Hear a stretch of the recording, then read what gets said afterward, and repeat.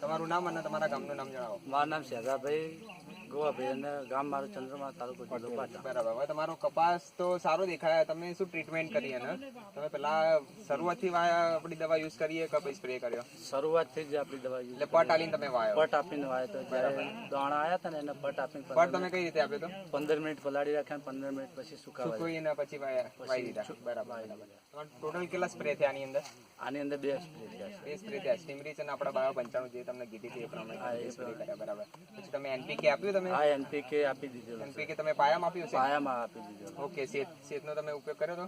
પિયતમાં આપણે દવા છોણિયા ખાતર જેવી આ સોનિયા ખાતે શેતનો બી તમે ઉપયોગ કર્યો હતો. હવે તમને કેવું લાગે તમારા રિઝલ્ટ? આજુબાજુના અમે કપાસ જો એના કરતા તમારું રિઝલ્ટ બહુ સારું હોય તો તમને કેવું લાગે કે પહેલા દર વર્ષે તમે જે ખર્ચો કરો અને આ વર્ષે ખર્ચો કરો એમાં તમને ડિફરન્સ લાગે? વધારો ઘટાડો કોઈ?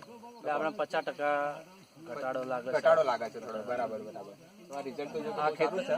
દર વર્ષે આપણે યુરિયા ખાતર વધારે નાખતા, આ વખતે એક જ થેલી નાખી છે. એક જ થેલી નાખ, ખાલી એક જ ડોઝ યુરિયાનો આલ્યો અને ડીએપી નો તમે વાપરી નહીં? ડીએપી નહીં વાપરે. બરાબર. ટૂંકમાં ખાલી આપણે સ્પ્રે કર્યો આપણી જ દવા જે બધી હતી ને એનપીકે ને જ વાપરી. બરાબર. હવે તમને આ વસ્તુ વાપર્યા પછી તમે ખુશ હો ખરી? આપણે ખુશ છીએ. ખરેખર ખુશ હો કે પછી? બરાબર. ખરેખર ખુશ છો. તમારો ફાલ સારો બેઠો, તમારી કેરીઓ સારી બેઠી છે. હવે તમને આ વસ્તુ કોકે તો આપી હશે ને?